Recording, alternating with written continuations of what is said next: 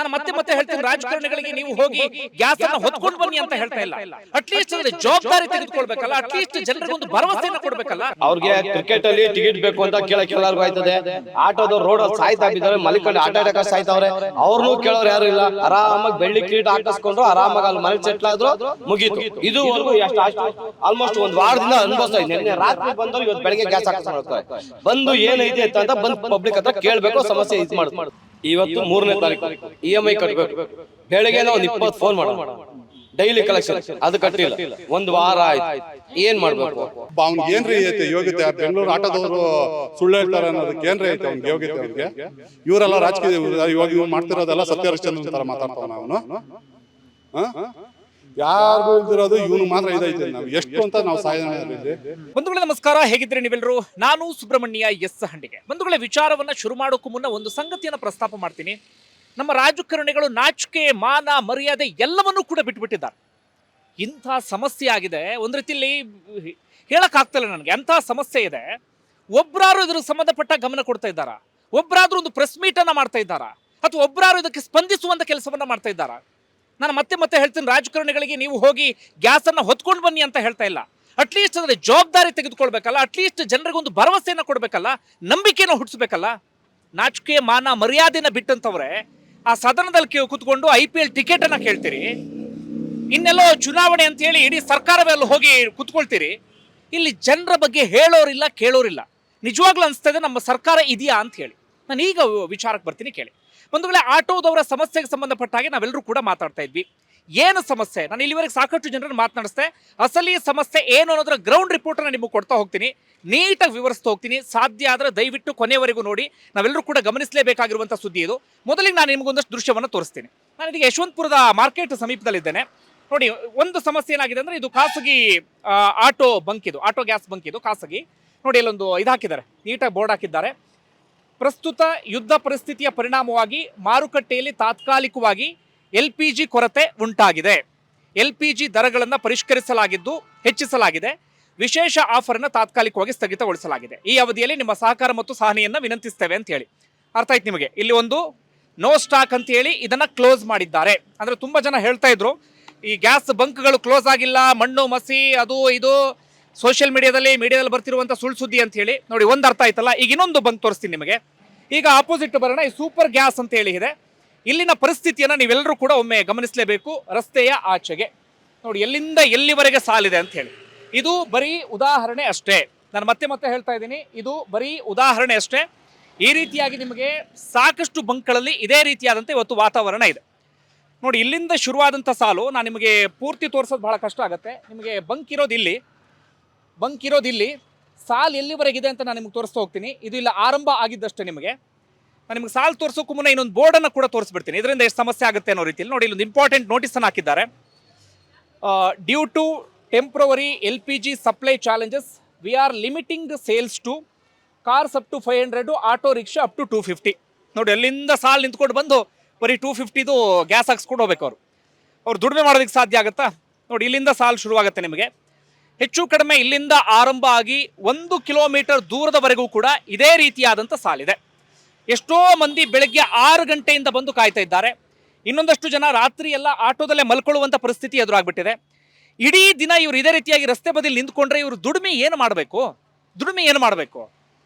ಇನ್ನೊಂದು ವಾರ ಇದೇ ರೀತಿಯ ಕಂಟಿನ್ಯೂ ಆಯಿತು ಅಂದರೆ ಹೆಂಡತಿ ಮಕ್ಕಳು ಎಲ್ಲರನ್ನೂ ಕೂಡ ಉಪವಾಸ ಕೆಡುವಂಥ ಪರಿಸ್ಥಿತಿ ಎದುರಾಗ್ಬಿಡುತ್ತೆ. ಯಾಕೆ ಹಾಗಾದ್ರೆ? ನೋಡಿ, ಇಲ್ಲ ಸಾಲು ನೋಡಿ. ನಾನು ನಿಮ್ಗೆ ತೋರಿಸ್ತಾ ಹೋದರೆ ಹಿಂಗೆ 1 ಕಿಲೋಮೀಟರ್ವರೆಗೂ ನಿಮಗೆ ಈ ಸಾಲನ್ನು ತೋರಿಸ್ತಾ ಹೋಗ್ಬೋದು. ಯಾಕೆ ಸಮಸ್ಯೆ ಆಯಿತು ಅನ್ನೋದು ನಾನು ನಿಮಗೆ ಹೇಳ್ತಾ ಹೋಗ್ತೀನಿ. ಇಲ್ಲಿ 2 ರೀತಿ ವಿಚಾರವನ್ನು ಅರ್ಥ ಮಾಡ್ಕೋಬೇಕಾಗತ್ತೆ. ಒಂದು ಖಾಸಗಿ ಬಂಕ್ಗಳು, ಮತ್ತೊಂದು ಸರ್ಕಾರಿ ಬಂಕ್ಗಳು.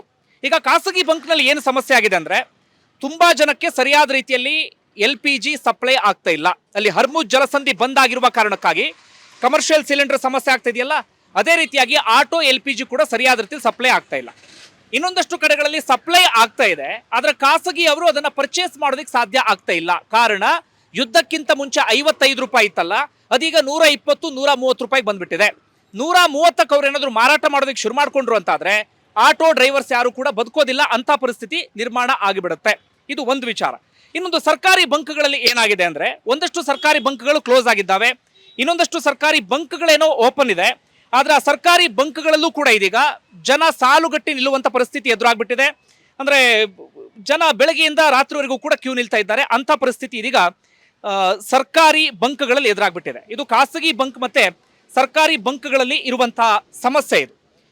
ಈಗ ಸುತ್ತಮುತ್ತ ಏರಿಯಾಗಳಲ್ಲಿ ಎಲ್ಲ ಬಂಕ್ಗಳು ಕೂಡ ಕ್ಲೋಸ್ ಆಗಿದೆ. ಬಂಕ್ಗಳಲ್ಲಿ ಸಿಗ್ತಾ ಇಲ್ಲ, ನೋ ಸ್ಟಾಕ್ ಬೋರ್ಡ್ ಅನ್ನು ಹಾಕಿದ್ದಾರೆ. ಹೀಗಾಗಿ ಇವರೆಲ್ಲರೂ ಏನ್ ಮಾಡ್ತಾ ಇದ್ದಾರೆ, ಯಾವ್ಯಾವ ಬಂಕ್ಗಳಲ್ಲಿ ಸಿಗ್ತಾ ಇದೆ ಅಂತಹ ಬಂಕ್ಗಳ ಮುಂದೆ ಬಂದು ಈ ರೀತಿಯಾಗಿ ಸಾಲುಗಟ್ಟಿ ನಿಲ್ತಾ ಇದ್ದಾರೆ. ಈಗ ಲಾಸ್ಟ್ ಲೈನಲ್ಲಿ ನಿಂತಿರ್ತಾರಲ್ಲ, ಅವರು ಇಲ್ಲಿಗೆ ಬರುವಷ್ಟರಲ್ಲಿ ಈ ಗ್ಯಾಸೇ ಖಾಲಿ ಆಗ್ಬಿಟ್ಟಿರುತ್ತೆ.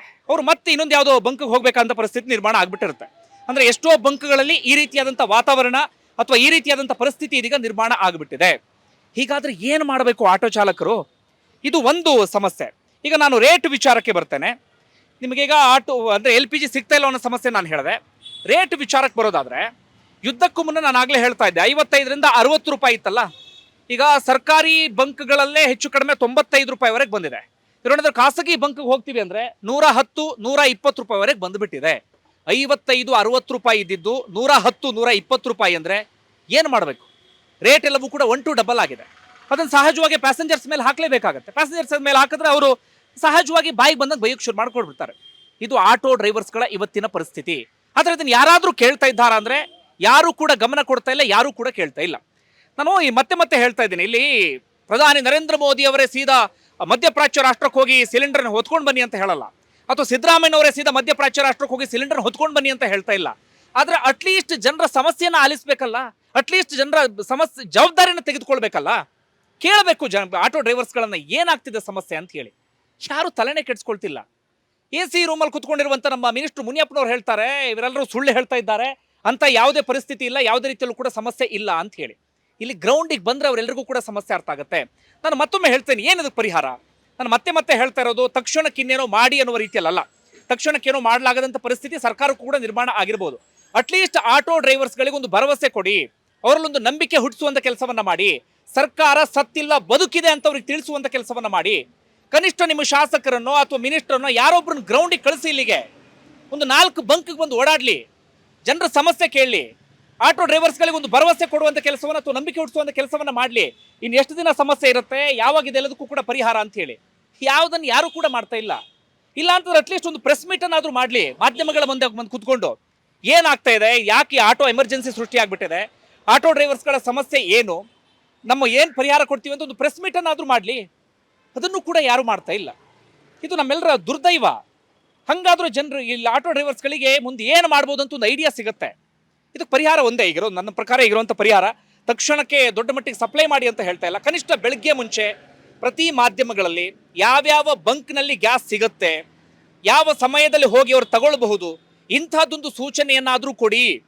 ಕನಿಷ್ಠ ಸರ್ಕಾರದ ನಾವು ಬದುಕಿದ್ದೀವಿ ಅನ್ನೋದನ್ನಾದರೂ ತೋರಿಸಿ. ಇಲ್ಲ ಅಂತ ಆಗ್ಬಿಟ್ರೆ ಇವ್ರ ಪರಿಸ್ಥಿತಿ ಎಲ್ಲಿಗೆ ಹೋಗುತ್ತೋ ಗೊತ್ತಿಲ್ಲ. ನಾನು ಗ್ರೌಂಡ್ಗೆ ಬರೋವರೆಗೆ ಇವ್ರ ಸಮಸ್ಯೆಗಳ ಬಗ್ಗೆ ಹೆಚ್ಚಾಗಿ ಗೊತ್ತಿರಲಿಲ್ಲ. ಆದರೆ ಯಾವಾಗ ಇಲ್ಲಿ ಗ್ರೌಂಡಿಗೆ ಬಂದು ಓಡಾಡೋದಕ್ಕೆ ಶುರು ಮಾಡ್ಕೊಂಡೋ, ಯಾವಾಗ ಇಲ್ಲೊಂದು ಜನರನ್ನು ಮಾತಾಡ್ಸೋಕೆ ಶುರು ಮಾಡ್ಕೊಂಡೋ, ಆಗ ಇವರೆಲ್ಲರ ಅಸಲಿ ಸಮಸ್ಯೆ ಗೊತ್ತಾಗ್ತಾ ಇದೆ ಏನು ಅಂತ. ನಾವೆಲ್ಲೋ ಕುತ್ಕೊಂಡು ಮಾತಾಡ್ತಾ ಇದ್ರೆ, ಎಲ್ಲೋ ಕುತ್ಕೊಂಡು ನಾವು ನೋಡ್ತಾ ಇದ್ರೆ ಇವ್ರು ಯಾರ ಸಮಸ್ಯೆಯೂ ಕೂಡ ನಮಗೆ ಅರ್ಥ ಆಗೋದಕ್ಕೆ ಸಾಧ್ಯವೇ ಇಲ್ಲ. ಓಕೆ, ಇದಿಷ್ಟು ನಾನು ಮಾತನಾಡಿದ್ದಾಯಿತು. ಒಂದಷ್ಟು ಆಟೋ ಡ್ರೈವರ್ಸ್ಗಳನ್ನು ಕೂಡ ಮಾತಾಡ್ಸೋಣ, ಅವ್ರ ಸಮಸ್ಯೆ ಏನು ಅಂತ ಹೇಳಿ ಕೇಳ್ತಾ ಹೋಗೋಣ ಬನ್ನಿ. ಸರ್, ನಾನು ನೋಡ್ದಂಗೆ ಈಗ ಸರ್ಕಾರದ ಕಡೆಯಿಂದ ಯಾರು ಜವಾಬ್ದಾರಿ ತಗೋತಿಲ್ಲ. ಈಗ ಒಬ್ಬರೇ ಒಬ್ರು ಒಂದು ಪ್ರೆಸ್ ಮೀಟ್ ಮಾಡಿ ಏನ್ ಸಮಸ್ಯೆ ಅಂತ ಹೇಳ್ತಿಲ್ಲ. ಎಲ್ಲ ಕಡೆ ನೋಡ್ತಿದ್ದೀವಿ ಆಟೋ ಸಾಲ್ಗಳು ನಿಂತ್ಕೊಂಡಿದಾವೆ. ಅವ್ರು ಜವಾಬ್ದಾರಿ ತಗೋಬೇಕಿತ್ತು. ಈಗ ಸಮಸ್ಯೆಗೆ ಕಾರಣ ಏನು, ಇದು ಯಾವಾಗ ಬಗೆಹರುತ್ತೆ ಅಂತ ಒಬ್ರು ಏನು ಮಾತಾಡ್ತಾ ಇಲ್ಲ. ನನ್ನ ಪ್ರಕಾರ ಒಂದಿಬ್ರು ಯಾರೋ ಸಚಿವರು ಸಂಬಂಧಪಟ್ಟ ಒಂದ್ 2 ಬಂಕಿಗೆ ಬಂದು ಓಡಾಡಬೇಕಿತ್ತು, ಜನರ ಜೊತೆ ಬೆರಿಬೇಕಿತ್ತು. ಏನ್ ಅಂತೀರಿ ಸರ್ ಈ ಪರಿಸ್ಥಿತಿಗೆ? ಮೇನ್ ಬಂದು ಇವಾಗ ರಾಮಲಿಂಗ ರೆಡ್ಡಿ ಅವ್ರು ನೋಡ್ಬೇಕು. ಅವ್ರಿಗೆ ಕ್ರಿಕೆಟ್ ಅಲ್ಲಿ ಟಿಕೆಟ್ ಬೇಕು ಅಂತ ಕೇಳಕ್ ಎಲ್ಲರಿಗೂ ಆಯ್ತದೆ. ಆಟೋದವ್ರು ರೋಡಲ್ಲಿ ಸಾಯ್ತಾ ಬಿದ್ದಾರೆ, ಮಲಿಕೊಂಡು ಆಟ ಆಟಕ ಸಾಯ್ತಾವ್ರೆ. ಅವ್ರನ್ನೂ ಕೇಳೋರು ಯಾರು ಇಲ್ಲ. ಆರಾಮಾಗಿ ಬೆಳ್ಳಿ ಕಿರೀಟ ಹಾಕಿಸ್ಕೊಂಡ್ರು, ಆರಾಮಾಗಿ ಅಲ್ಲಿ ಮನೇಲಿ ಸೆಟ್ಲ್ ಆದ್ರು, ಮುಗೀತು. ಇದುವರೆಗೂ ಅಷ್ಟು ಆಲ್ಮೋಸ್ಟ್ ಒಂದು ವಾರದಿಂದ ಅನುಭವಿಸ್ತಾ ಇದ್ದೀನಿ. ನಿನ್ನೆ ರಾತ್ರಿ ಬಂದವರು ಇವತ್ತು ಬೆಳಗ್ಗೆ ಗ್ಯಾಸ್ ಹಾಕಿಸ್ಕೊಂಡು ಹೋಗ್ತಾರೆ. ಬಂದು ಏನೈತೆ ಅಂತ ಬಂದು ಪಬ್ಲಿಕ್ ಹತ್ರ ಕೇಳಬೇಕು, ಸಮಸ್ಯೆ ಇದು ಮಾಡಿಸ್ಬೇಕು. ಅವ್ರು ಅದೇನು ಮಾಡ್ತಾ ಇಲ್ಲ. ಅವ್ರ ಮನೆ, ಅವ್ರ ಹೆಂಡತಿ, ಮಕ್ಕಳು ಅಷ್ಟೇ. ಅವ್ರಿಗೆ ಯಾರಿಗೂ ನಾಚಿಕೆ ಮಾನ ಮರ್ಯಾದೆ, ಅಂತ ಇದ್ದಿದ್ರೆ ದಯವಿಟ್ಟು ಬೇಜಾರು ಮಾಡ್ಕೊಂಬಿಡಿ. ಹಿಂಗೆ ಬೈತೀನಿ ಅಂತ ಸಚಿವ ರಾಮಲಿಂಗ ರೆಡ್ಡಿ ಅವ್ರಿಗೆ ನಾಚಿಕೆ ಮಾನ ಮರ್ಯಾದೆ ಅಂತ ಇದ್ದಿದ್ರೆ ರಾಪಿಟೋ ಬೈಕ್ ನಿಲ್ಲಿಸ್ತೀನಿ ಅಂತ ಬೆಳ್ಳಿ ಕಿರೀಟ ಹಾಕೊಂಡ್ರಲ್ಲ, ಅವಾಗ ನಿಲ್ಲಿಸ್ಬೋದಾಯ್ತು. ಅಲ್ಲಿ ನಾಚೆಗೆ ಇದುವರೆಗೂ ಏನು ನಿಲ್ಲಿಸ್ತಿಲ್ಲ. ಬರೀ ಸೂಟ್ ಕೇಸ್ ತಗೊಂತಾರೆ, ತಗೊಂಡ ಮನೇಲಿ ಮಾಡಿಕೊಂತಾರೆ. ಇಷ್ಟೇ ಸರ್. ಸರ್, ನಾನು ಜನರಿಗೆ ಅರ್ಥ ಆಗ್ಲೇನೋ ಕಾರಣಕ್ಕೆ ಒಂದಷ್ಟು ಪ್ರಶ್ನೆ ಕೇಳ್ತೀನಿ ನಾನು ನಿಮಗೆ. ಈಗ ಆಟೋಗೆ ನಾವು ಬಳಸೋ ಇಂಧನ ಅಂದ್ರೆ ಒಂದು LPG, ಮತ್ತೊಂದು CNG, ಮತ್ತೊಂದು ಪೆಟ್ರೋಲ್. ಈಗ LPG ಮೇಲೆ ನಿಮ್ಗೆ ಗೊತ್ತಿರೋ ಹಂಗೆ ಬೆಂಗಳೂರಲ್ಲಿ ಎಷ್ಟು ಜನ ಡಿಪೆಂಡ್ ಆಗಿದ್ದಾರೆ? ಒಂದು ಎಷ್ಟು ಪರ್ಸೆಂಟ್? 99% ಡಿಪೆಂಡ್ ಆಗಿದ್ದಾರೆ ಸರ್. ಓಕೆ, ಈಗ ಪೆಟ್ರೋಲ್ ಬದಲು LPG ಯಾಕೆ ಬಳಸ್ತಾರೆ ಸರ್? ಈಗ ಪೆಟ್ರೋಲ್ ಬರ್ತಾ ಇದೆಯಲ್ವಾ, LPG ಎಂದಿಗೆ ಬರ್ತಾ ಇಲ್ಲ? ಅಲ್ಲ, ಈಗ ಪೆಟ್ರೋಲ್ ಬದಲು ಆಟೋಗೆ LPG ಯಾಕೆ ಬಳಸ್ತಾರೆ? ಅರ್ಥ ಆಗಲಿಲ್ಲ.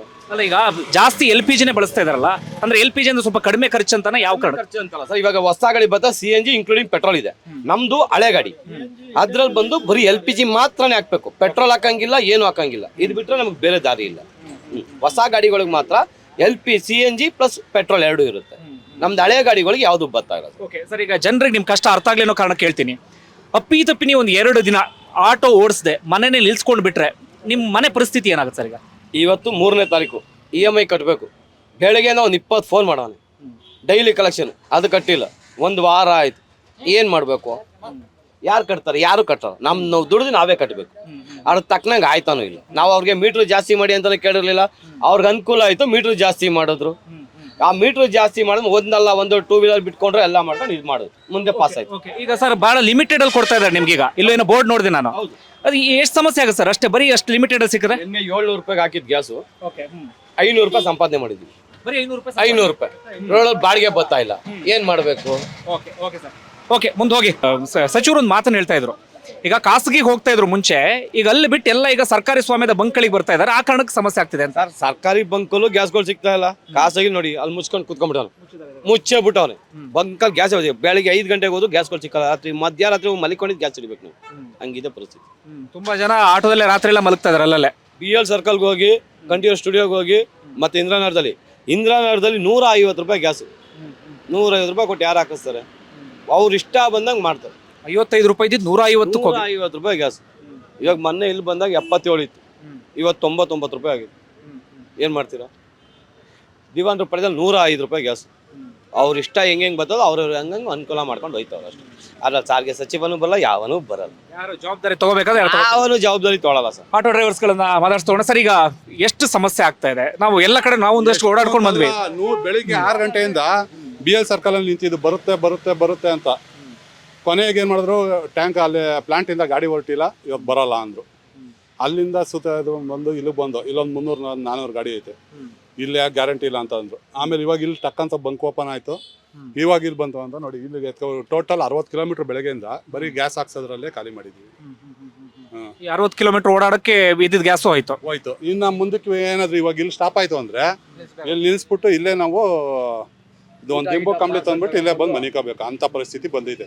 ಅವ್ರು ಯಾರು ಇಂಧನ ಸಚಿವ ಹೇಳ್ತಾರಂತೆ, ಮುನಿಯಪ್ಪ, ಬೆಂಗಳೂರು ಆಟೋದವರೆಲ್ಲ ಸುಳ್ಳು ಹೇಳ್ತಾರೆ, ಬರೀ ಅವ್ರು ಸುಳ್ಳು ಹೇಳ್ತಾರೆ, ಬೆಂಗಳೂರಲ್ಲಿ ಗ್ಯಾಸಿಗೆ ತೊಂದರೆನೇ ಇಲ್ಲ ಅಂತ ಸ್ಟೇಟ್ಮೆಂಟ್ ಕೊಡ್ತಾವನೆ. ಅವನ್ನ ಕರ್ಕೊಬಂದು ಚಪ್ಪಲಿ ಹೊಡಿಬೇಕು, ಅವ್ನು ಮಿನಿಸ್ಟರ್ ಆಗಿರೋನ್ಗೆ ಕರ್ಕೊಬಂದು ಒಂದು ಬಂಕ್ ಹತ್ರ ಅವ್ನ ತಂದು ನಿಲ್ಲಿಸ್ಬೇಕು. ಅವನ್ನ ಬಂದು ನಿಂತ್ಕೊಳ್ರ, ಬೆಳಗ್ಗೆಯಿಂದ ನಾಷ್ಟ ಮಾಡಿಲ್ಲ, ಊಟ ಮಾಡಿಲ್ಲ. ನನ್ನ ಮಗ ಆ ಥರ ಸ್ಟೇಟ್ಮೆಂಟ್ ಕೊಡ್ತಾನಂತೆ. ಬೆಂಗಳೂರಲ್ಲಿ ಆಟೋದವರೆಲ್ಲ ಸುಳ್ಳು ಹೇಳೋರು ಅಂತ ಅವ್ನಿಗೆ. ಹೇಳಿದ್ ಕರೆಕ್ಟ್, ಬರ್ಬೇಕು ಒಂದು ರೌಂಡ್ ಬರ್ಬೇಕು, ಅವನು ಬಂದು ಇಲ್ಲಿ ಓಡಾಡ್ಬೇಕು. ಆದ್ರೂ ಒಬ್ಬ ಅವ್ನಿಗೆ ಏನ್ರಿ ಐತೆ ಯೋಗ್ಯತೆ? ಬೆಂಗಳೂರು ಆಟೋದವರು ಸುಳ್ಳು ಹೇಳ್ತಾರೆ ಅನ್ನೋದಕ್ಕೆ ಏನ್ರಿ ಐತೆ ಅವ್ನಿಗೆ ಯೋಗ್ಯತೆ? ಅವ್ನಿಗೆ ಇವರೆಲ್ಲ ರಾಜಕೀಯ ಇವಾಗ ಇವ್ನು ಮಾಡ್ತಿರೋದೆಲ್ಲ ಸತ್ಯ ಹರಿಶ್ಚಂದ್ರನ್ ಥರ ಮಾತಾಡ್ತಾವನ ಅವನು. ಯಾರಿಗೂ ಇಲ್ದಿರೋದು ಇವನು ಮಾತ್ರ ಇದೈತೆ. ನಾವು ಎಷ್ಟು ಅಂತ ನಾವು ಸಾಯೋಣ ಇಲ್ಲಿ. AC ರೂಮಲ್ಲಿ ಕುತ್ಕೊಂಡ್ಬಿಟ್ಟು TV ಮುಂದೆ ಬಂದು ಸ್ಟೇಟ್ಮೆಂಟ್ ಕೊಟ್ಬಿಟ್ರೆ ಅಲ್ಲ, ಬಂದು ನೋಡ್ಬೇಕಿಲ್ಲಿ ಎಷ್ಟು ಅಂತ. ಬೆಂಗಳೂರು ಆಟೋದವರೆಲ್ಲ ಸುಳ್ಳು ಹೇಳ್ತಾವ್ರೆ ಅಂದ್ರೆ ಅವ್ನಿಗೆ ಯಾವ ಯೋಗ್ಯತೆ ಮೇಲೆ ಹೇಳ್ತಾವ್? ಬೆಂಗಳೂರು ಆಟೋದವ್ರು ಅವ್ರ ಮುಖದಲ್ಲಿ ಏನು ಬೇವ್ರು ಇಳಿಯಲ್ಲ, ಅವ್ರಿಗೆ ಏನು ಗೊತ್ತು? ಒಂದು ಟ್ರಾಫಿಕ್ ಅಲ್ಲಿ ಸಿಗಾಕೊಳ್ಳಲ್ಲ, ಅವರು ಯಾವ್ದಕ್ಕೂ ಸಿಗಾಕೊಳ್ಳಲ್ಲ, ಏನು ಇಲ್ಲ. AC ರೂಮಲ್ಲಿ ಕುತ್ಕೊಂತಾರೆ, ಒಳ್ಳೆ ಐ ಸಸ್ಪೆನ್ಷನ್ ಗಾಡಿಲಿ ಬಂದು ಕುತ್ಕೊಂತಾರೆ, ಒಂದು ಅಂಶಲ್ಲಿ ಇದ್ರು ಏನೂ ಆಗಲ್ಲ. ಅವ್ರಿಗೇನು ಆಟೋದವ್ರಿಗೆ ಏನು ಕಷ್ಟ ಏನು ಗೊತ್ತಾಗ್ಬೇಕು ಅವ್ರಿಗೆ? ಸರಿ, ನಿಮ್ಮ ಹೆಂಡತಿ ಮಕ್ಕಳ ಕತೆ ಎಲ್ಲ ಏನು? 2 ದಿನ ಆಟೋ ನಿಂತಿದ್ರೆ ಅಷ್ಟೇ ಉಪವಾಸ. ಮೊದಲು 2 ಟೈಮ್ ತಿನ್ನೋರು, ಇವಾಗ 1 ಟೈಮ್ ತಿನ್ಬೇಕಾಗೈತ್ರಿ ಇವಾಗ. ಅಂಥ ಪರಿಸ್ಥಿತಿ ಬಂದೈತಿ ಇವಾಗ. ನಾವು ದುಡಿದ್ರೆ ಇವಾಗ ಗಾಡಿ ಲೋನ್ ಕಟ್ಟಬೇಕು. ಇವಾಗ ಗ್ಯಾಸ್ ಇವಾಗ ಮೊದಲು ಒಂದು 350-400 ರೂಪಾಯಿ ಗ್ಯಾಸ್ ಹಾಕ್ಸಿದ್ರೆ ಎಷ್ಟೋ ಇದಾಗಿರೋದು. ಇವಾಗ 1000 ರೂಪಾಯಿಗೆ ಹಾಕ್ಸಿದ್ರೆ ತಿರ್ಗಾ ನಾಳೆ ಇದು ಮಾಡಬೇಕು. 1000 ರೂಪಾಯಿ ಹೊಂಚ್ಕೊಬರ್ಬೇಕು ಅಂದ್ರೆ ನಾವು ಎಲ್ಲಿಂದ ಹೊಂಚ್ಕೊಬರ್ತಿದ್ದೀವಿ ಗೊತ್ತೇನ್ರಿ? ಇವಾಗ 3 ದಿವಸದಿಂದ ಗಾಡಿ ಹೋಗಿಲ್ಲ ನಾವು. ತೋರಿಸ್ತಾ ಇದ್ರಿ ನೀವು ನೋಡಿ, ಅಲ್ಲಿ ಬಂದು ನೋಡಿ. ಬಂಕ್ ನಾವು ನೆನ್ನೆಯಿಂದ 60-70 ಕಿಲೋಮೀಟರ್ ಬರೀ ಗ್ಯಾಸ್ ಹಾಕ್ಸಕ್ಕೇನೆ. ಈ ಬಂಕ್ ಸುತ್ತು, ಆ ಬಂಕ್ ಸುತ್ತು, ತಿರ್ಗಾ ಅಲ್ಲೇ 2-3 ಅವರ್ ನಿಂತ್ಕೋ. ಇನ್ನೇನು ಇನ್ನೊಂದು 20 ಗಾಡಿ ಐತೆ ಅನ್ನಂಗೆ ಖಾಲಿ. ನೆನ್ನೆ ರಾತ್ರಿ 11 ಗಂಟೆವರೆಗೂ ಬಂಕಲ್ಲಿ ನಿಂತಿದ್ದೀವಿ. ಗಾಡಿಗೆ ಹೋಗಿಲ್ಲ. ಇವತ್ತು ಇಲ್ಲಿ ನೋಡಿದೆ ಬೋರ್ಡ್ ಏನೋ ನೋಡಿದೆ ಲಿಮಿಟ್ ಮಾಡಿದ್ದಾರೆ. ಎಷ್ಟೋ ನೋಡಿದೆ ನಾನು ಅಲ್ಲಿ ಬರೀ 250 300 ಏನೋ ಲಿಮಿಟ್ ನೋಡ್ತಾ ಇದೆ ಬೋರ್ಡಲ್ಲಿ. ಈಗ ಬರೀ ಅಷ್ಟು ಹಾಕಿದ್ರೆ ನೀವು ಎಷ್ಟು ದುಡಿಮೆ ಮಾಡಕ್ಕೆ ಸಾಧ್ಯ? ಈಗ ಒಂದು ಅಂದಾಜು ಕೇಳ್ತಾರೆ, ನಿಮ್ಗೊಂದು 700 ರೂಪಾಯಿ ಕೊಟ್ಟರು ಅಂತ ಇಟ್ಕೊಳ್ಳಿ, ಎಷ್ಟು ದುಡಿಮೆ ಮಾಡ್ಬೋದು ಅದರಲ್ಲಿ? 700 ರೂಪಾಯಿ ಕೊಟ್ಟರೆ ನೀವು ಅದರಲ್ಲಿ 500 ರೂಪಾಯಿ ದುಡಿಬೋದು ಅಷ್ಟೇ. ಹಾಂ, ಏನು ಮಾಡ್ತೀರಾ ಅದರಲ್ಲಿ? ಸರ್ ಈಗ ನೀವು CNG ತಕ್ಷಣ ಅಪ್ಡೇಟ್ ಮಾಡ್ಕೊಳಕ್ಕಾಗಲ್ಲ. ಇವಾಗ CNG ನಾವು ಕಿಟ್ ಹಾಕ್ಸ್ಬೇಕಂದ್ರೆ 30,000 ರೂಪಾಯಿ ಬೇಕು ಇವಾಗ. ಹಾಂ, ಯಾರು ಕೊಡ್ತಾರೆ ಇವಾಗ ಅದಕ್ಕೆ 30,000 ರೂಪಾಯಿ? ಹಾಂ, ಡೈಲಿ 500,000 ದುಡಿಯೋರಿಗೆ ಇವಾಗ ಸಡನ್ನಾಗಿ CNGಗೆ ಹಾಕ್ತೀನಿ ಅಂದರೆ 30,000 ರೂಪಾಯಿ ಬೇಕು. ನಾನು ಹೇಳೋದು, ಸೊ ನಮ್ಮಲ್ಲಿ ಒಂದಷ್ಟು ಯುವ ಶಾಸಕರು, ಯುವ ಸಂಸದರು ಇದಾರಲ್ಲ, ದೊಡ್ಡ ದೊಡ್ಡ ಭಾಷಣ ಮಾಡ್ತಿರ್ತಾರೆ, ನಾವು ಹಂಗೆ, ನಾವು ಅಲ್ಲಿ ತೊಡೆ ತಡ್ತೀವಿ, ನಾವು ಇಲ್ಲಿ ಕೈ ತಡ್ತೀವಿ ಅಂತ. ನನ್ನ ಪ್ರಕಾರ ಇಲ್ಲೆಲ್ಲ ಬರಬೇಕು ಒಂದು ರೌಂಡ್. ಯಾರು ಎಲ್ಲ ಕಾಗದದ ಮೇಲಿರೋ ಹುಲಿಗಳು ಅಷ್ಟೇ.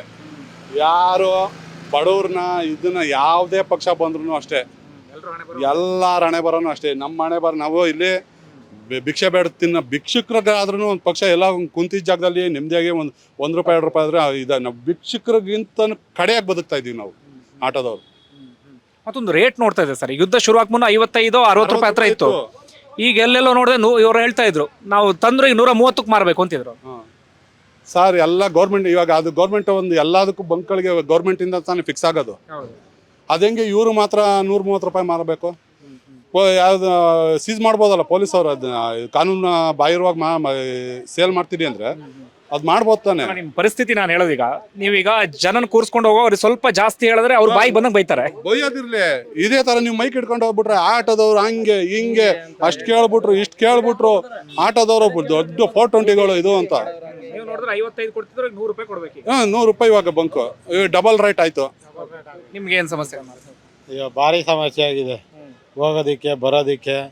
ಒಂದು 4 ಬಂಕಲ್ಲಿ ಗ್ಯಾಸ್ ಇಲ್ಲ ಅಂದರೆ ಯಾವುದೋ ಒಂದು ಬಂಕಲ್ಲಿ, ಅದು ಅಲ್ಲದೆ ಇವತ್ತು ಓಪನ್ ಆಗಿದೆ. ಇವತ್ತು ಓಪನ್ ಆಗಿರೋದ್ರಲ್ಲಿ ಹೋಗ್ಲಿ, ಒಂದು ಸಂಪಾದನೆ ಇಲ್ಲ ಬಿಡಿ. ನೀರು ಕುಡ್ಕೊಂಡು ಜೀವನ ಮಾಡ್ತಾಯಿದ್ದೀವಿ, ಇನ್ನೂ ಊಟ ಮಾಡಿಲ್ಲ. ನೀರು ಕುಡ್ಕೊಂಡು ಒಂದು ಬಂದು ತಿನ್ಕೊಂಡು ಜೀವನ ಮಾಡ್ತಾಯಿದ್ದೀವಿ. ಎಲ್ಲ ಬಂದು ಸದ್ಯ ಯಾರೋ ಹೇಳಿದ್ರು ಪುಣ್ಯಾತಂಬ್ರಿ ಇಲ್ಲಿ ಸಿಗ್ತದೆ ಅಂತ ಬಂದರು. ಆದರೂ ಏನು ಪ್ರಯೋಜನ? 1 ಅವರ್ ಆಗಿದೆ, ನೀವು ಮನೆಗೆ ಹೋಗಿ ಊಟ ತಿನ್ನಬೇಕು. ಹೊರಗಡೆ ತಿನ್ನೋಣ ಅಂದರೆ ಗಾಡಿ ತೆಳ್ಳಾರ ಯಾರು ಅಂದ್ಬಿಟ್ಟು ಇನ್ನೇನು ಮಾಡೋದು, ನೀರು ಕುಡ್ಕೊಂಡು ಜೀವನ ಮಾಡ್ಕೊಂಡಿದ್ದೀವಿ. ಆದರೂ ತುಂಬಾ ಕಷ್ಟ ಆಗ್ತಾಯಿದೆ. ಈಗ 4 ಬಂಕ್ ಹೋಗ್ಬಾರ್ದು, 4 ಬಂಕಲ್ಲೂ ಹೋಗಿ ನಿಂತು ಕ್ಯೂವಲ್ಲಿ ನಿಂತು ಬಂದಿರೋ ಎಲ್ಲೂ ಗ್ಯಾಸ್ ಇಲ್ಲ. ಯಾವ ಬಂಕಲ್ಲೂ ಗ್ಯಾಸ್ ಇಲ್ಲ. ಗ್ಯಾಸ್ ಇಲ್ಲ, ಅಲ್ಲಿಂದ ನೋಡ್ಕೊಂಡು ಅಲ್ಲಿ ಇಲ್ಲಿಗೆ ಬಂದು ನಿಂತಿದ್ದೀವಿ. ಬೆಳಗ್ಗೆ ನಾಷ್ಟ ಮಾಡಿಲ್ಲ, ಊಟ ಮಾಡಿಲ್ಲ.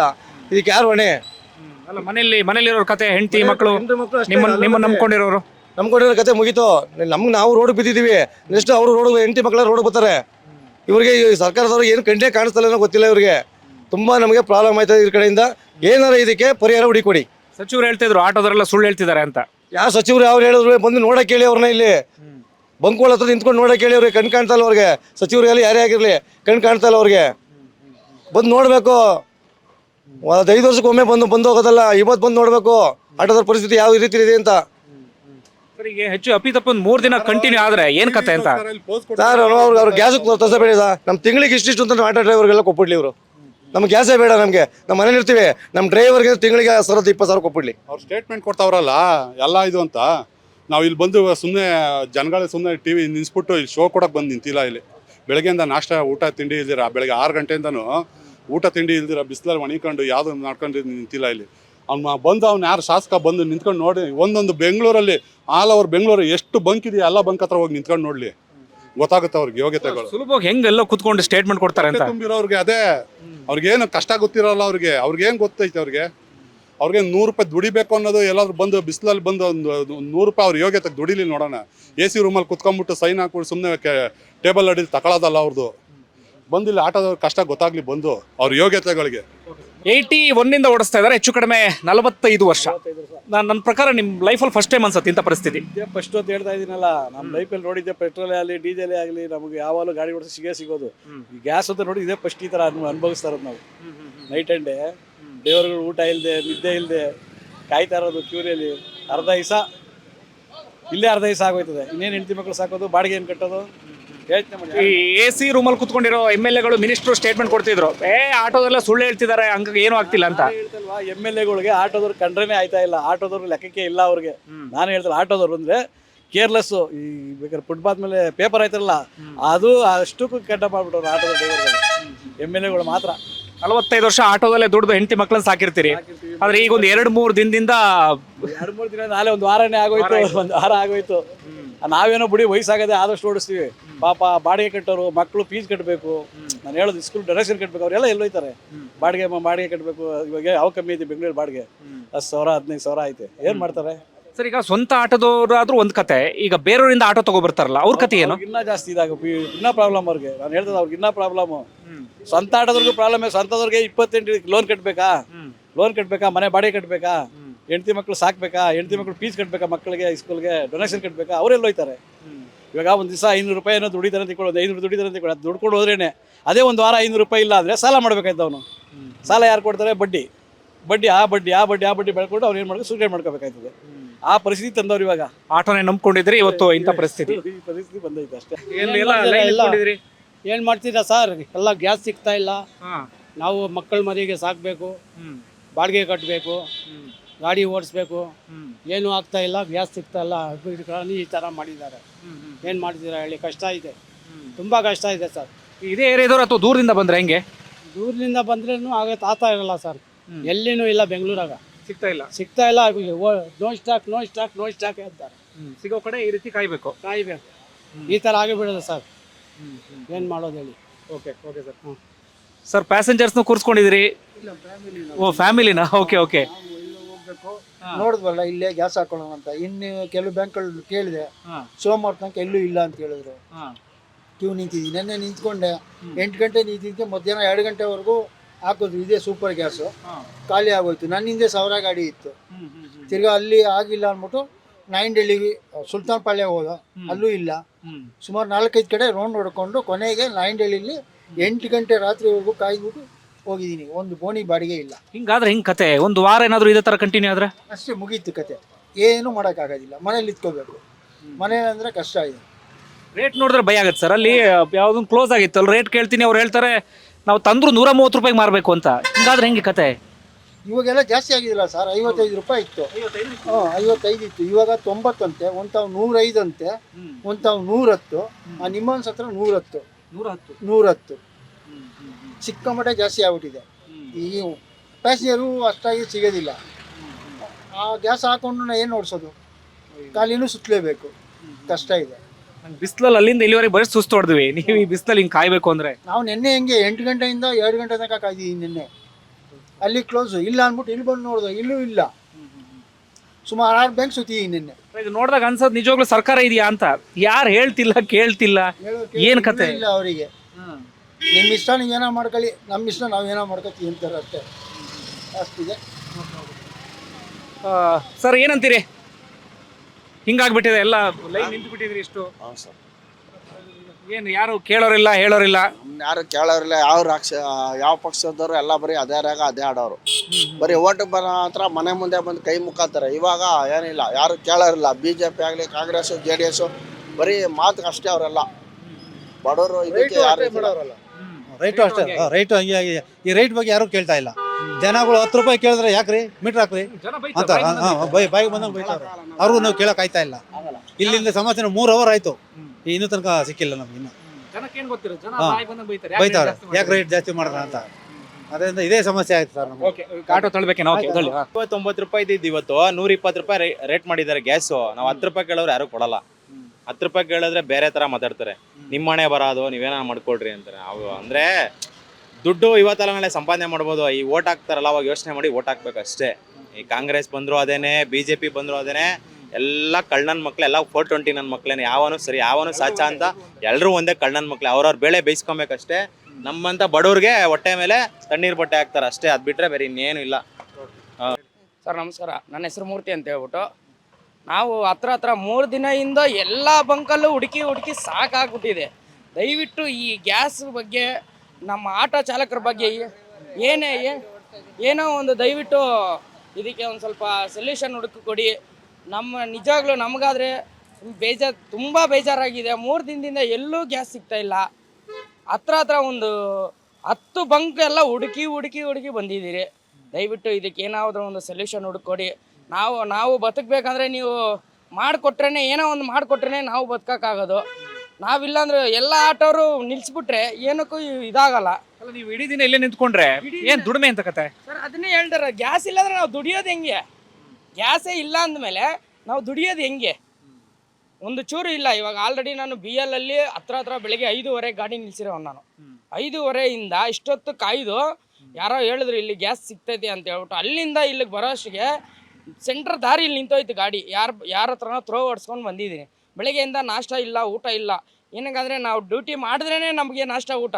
ನಮ್ಮ ಮನೆಯಲ್ಲಿರೋರು ನಮ್ಮ ತಂದೆ ತಾಯಿ ಇದ್ದಾರೆ, ನಮ್ಮ ಮಕ್ಕಳಿದ್ದಾರೆ, ನಮ್ಮ ಹೆಂಡತಿ ಮಕ್ಕಳು, ಅವ್ರಿಗೆಲ್ಲರಿಗೂ ಊಟ ಹಾಕ್ಬೇಕಂದ್ರೆ ನಾನು ಒಬ್ಬನೇ ದುಡಿಬೇಕು.